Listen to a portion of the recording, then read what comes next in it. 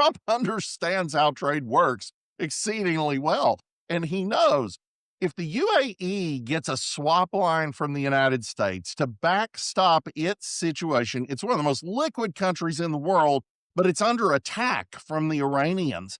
And it's got to figure out how to finance the reconstruction of a bunch of civilian infrastructure the Iranians are stupidly destroying. And also, frankly, they want to expand pipeline capacity across Oman so they can just bypass the Strait of Hormuz entirely. Okay, how are you going to do that? Well, first is you're going to withdraw from OPEC, which they did. And this is glorious because, as you know, OPEC tried to destroy us all twice in the 70s and just catastrophic economic results from that at a moment where the Soviet Union was ascendant. So they're helping the Soviets win the Cold War. And if we hadn't elected Reagan, the Soviets would have won.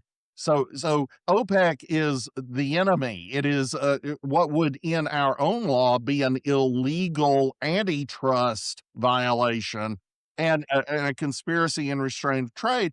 And the pillars of it are Saudi Arabia and the UAE. Why? Because they're the only two countries remaining in the entire alliance that have capacity to reduce their own supply, stay afloat, and thus affect the price. Well, oops, one of the two pillars left effective tomorrow, yesterday, and that's the UAE. Why? Well, part of it is this swap line.